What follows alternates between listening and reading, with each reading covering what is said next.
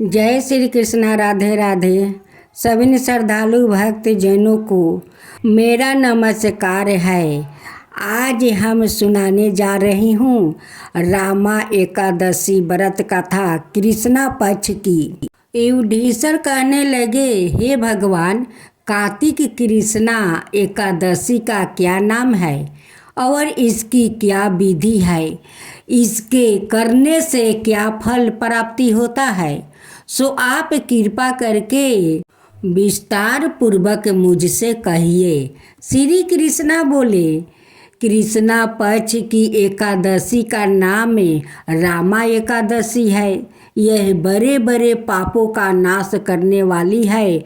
इसका महात्म्य मैं तुमसे कहता हूँ, ध्यान पूर्वक सुनो।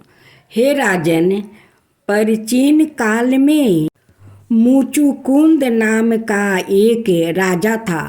उसकी इंद्र के साथ मित्रता थी और साथ ही यम, कुबेर, वरुण और विभीषण के साथ भी मित्रता थी। वो राजा बड़ा धर्मात्मा, विष्णु भक्त और अन्याय के साथ राज करता था। उस राजा के एक कन्या थी जिसका नाम चंद्रभागा था। उस कन्या का विवाह चंद्रसेन के पुत्र शोभन के साथ हुआ था। एक समय वह शोभन ससुर के घर आया। उन्हीं दिनों जल्दी ही पुण्यदायिनी रामा एकादशी भी आने ही वाली थी। जब व्रत का दिन समीप आ गया तो चंद्रभागा को अत्यंत सोच उत्पन्न हुआ कि मेरे पति बहुत दुबल है और मेरे पिता की आज्ञा अति कठोर है। दशमी को राजा ने ढोल बजवाकर सारे राज्य में यह घोषणा करवा दी कि एकादशी को भोजन नहीं करना चाहिए। ढोल की घोषणा सुनते ही शोभन को अत्यंत चिंता हुई और अपनी पत्नी से कहा, हे प्रिय, अब क्या करना चाहिए? मैं तो किसी प्रकार भी भूख सहन नहीं कर सकूँगा। ऐसा उपाय बतलाओ कि जिससे मेरा प्राण बच सके। अनाथ मेरे प्राण अबर से चले जाएंगे। चंद्रभागा कहने लगी कि स्वामी, मेरे पिता के राज्य में एकादशी के दिन कोई भी भोजन नहीं करता। हाथी, घोड़ा, ऊंट, बिल्ली और आदि सभी तीन अन्न जल आदि ग्रहण नहीं कर सकते। फिर मनुष्य का तो कहना ही क्या है। यदि आप भोजन करना चाहते हैं तो किसी दूसरे स्थान पर चले जाइए, क्योंकि यदि आप यहाँ रहना चाहते हैं तो आपको अबर से व्रत करना पड़ेगा। ऐसा सुनकर शोभन कहने लगा, हे प्रिय, मैं अवश्य व्रत करूँगा। जो भाग में होगा वो देखा जाएगा। ऐसा विचार करके उसने व्रत रख लिया और वो भूखे वो प्यास से अत्यंत पीड़ित होने लगा। जब सूर्य नारायण अस्त हो गए और रात्रि को जागरण का समय आया तो वैष्णवों को अत्यंत हर्ष देने वाला था, परंतु शोभन को अत्यंत दुखदायी हुआ। प्रातःकाल होते शोभन के प्राण निकल गया। तब राजा ने सुगंधित कष्ट से उसका दाहन संस्कार करवाया, परंतु चंद्रभागा ने अपने पिता की आज्ञा से अपने शरीर को त्याग नहीं किया और शोभन की अत्यंत टीस क्रिया करने के पश्चात अपने पिता के घर में ही रहने लगी। रामा एकादशी के प्रभाव से शोभन को मंदराचल पर्वत पर धन धनाय से युक्त और शत्रुओं से रहित एक सुंदर देवपुर प्राप्ति हुआ। वो अत्यंत सुंदर रतन और वैदूरन मणि जड़ित सौरन के खंभों पर निमिरित अनेक प्रकार की स्फटिक मणि से सुशोभित भवन में बहुमूल्य वस्तु आभूषण और छत्रा वह चावर से विभूति गंधर्व और अप्सराएं से सुशोभित सिंहासन पर अरूढ़ ऐसा लगता था मानो दूसरा इंद्र विराजमान हो।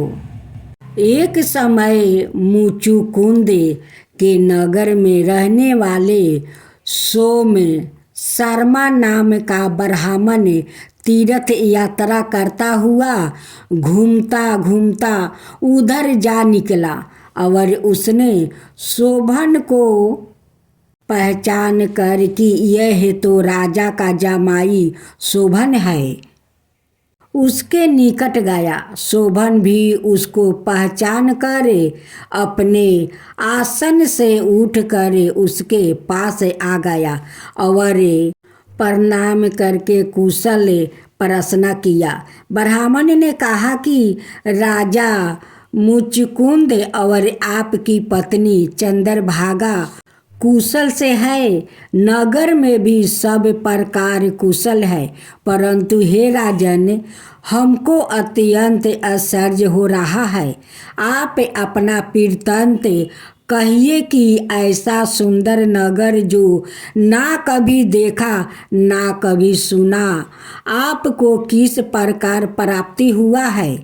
तब शोभन बोला कि कार्तिक कृष्णा रामा एकादशी का व्रत करने से मुझे यह नगर प्राप्ति हुआ है, परंतु यह अस्थिर है। यह अस्थिर हो जाए ऐसा उपाय कीजिए। ब्राह्मण कहने लगा, हे राजन, यह अस्थिर क्यों नहीं है और कैसे अस्थिर हो सकता है, यह आप बताइए, फिर मैं अवश्य ही वह उपाय करूँगा।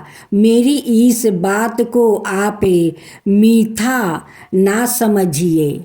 शोभन कहने लगा कि मैंने इस व्रत को श्रद्धा रहित होकर किया है, अत यह सब कुछ अस्थिर है। यदि आप मुचुकुंद की कन्या चंद्रभागा को यह सब वृत्तांत कहे तो यह अस्थिर हो सकता है। ऐसा सुनकर उस श्रेष्ठ ब्राह्मण ने अपने नगर में लौट कर चंद्रभागा से सब वृत्तांत कहा। ब्राह्मण के वचन सुनकर चंद्रभागा बड़ी प्रसन्नता के साथ ब्राह्मण से कहने लगी कि हे ब्राह्मण, यह सब बातें आपने प्रत्यक्ष में देखी है, यह सपना की बात कह रहे हैं।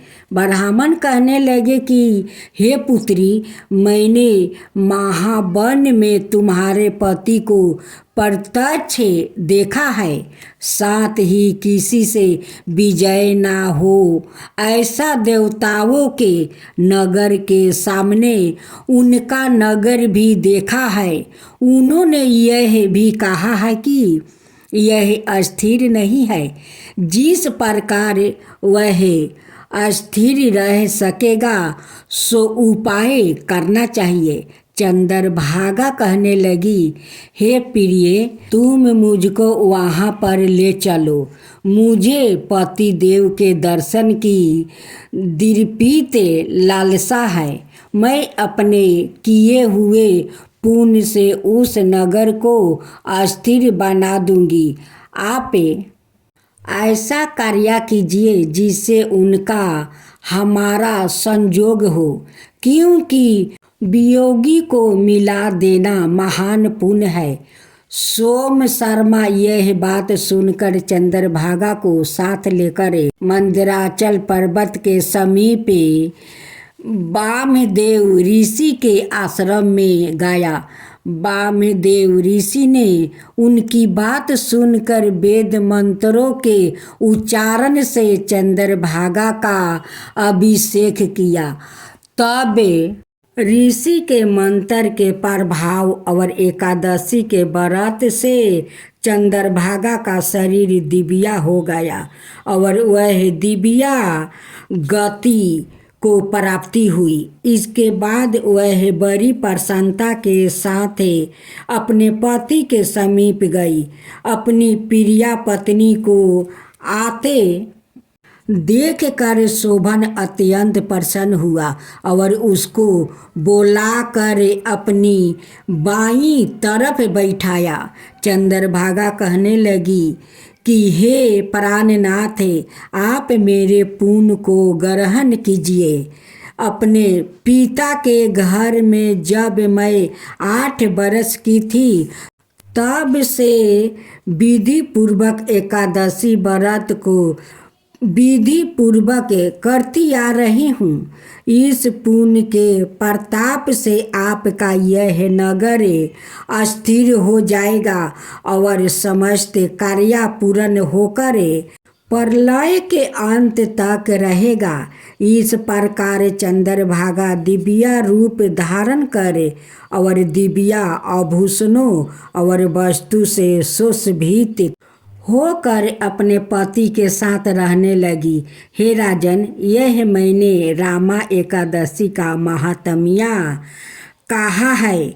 जो मनुष्य इस व्रत को करते हैं उनका ब्रह्म हत्यादि समस्त पाप नष्ट हो जाते हैं। कृष्णा पक्ष और शुक्ला पक्ष दोनों की एकादशी समान है।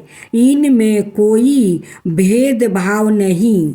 जो दोनों को पढ़े अथवा सुनते हैं वो समस्त पापों से छुटकारा मिलकर विष्णु लोक को प्राप्ति होते हैं। भक्त जनों, आज आप सुने विष्णु भगवान की आरती और उसके साथ में कथा। ओम जय जगदीश हरे, स्वामी जय जगदीश हरे। भक्तों जन के संकट क्षण में दूर करे। ओम जय जगदीश हरे। जो धावे फल पावे, दुख विनाश मन का। सुख संपत्ति घर आवे, कष्ट मिटे तन का। ओम जय जगदीश हरे। माता पिता तुम मेरे, शरण कहूँ मैं किसकी। तुम बिना और न दूजा, आस करूं किसकी। ओम जय जगदीश हरे। तुम पुराण परिमतिमा, तुम अंतर्यामी। पार ब्रह्म परमेश्वर, तुम सबके स्वामी। ओम जय जगदीश हरे। तुम करुणा के सागर, तुम पालन करता। मैं सेवक तुम स्वामी, कृपा करो भक्तो। ओम जय जगदीश हरे। तुम हो ये काया गोचर, सबके प्राणपति। किसी विधि मिलु दयामा, तुमको मैं कुमिति। ओम जय जगदीश हरे। दीन बंधु दुखी हरता, तुम रक्षक मेरे। अपने हाथ उठाओ, द्वार पार तेरे। ओम जय जगदीश हरे। विषय विकार मिटावो पाप हरो देवा। श्रद्धा भक्ति बढ़ाओ संतन की सेवा।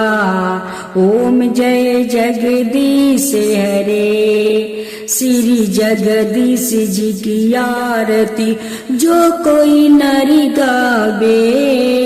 कहत शिवानंद स्वामी सुख संपत्ति पावे। ओम जय जगदीश हरे स्वामी जय जगदीश हरे स्वामी जय जगदीश हरे।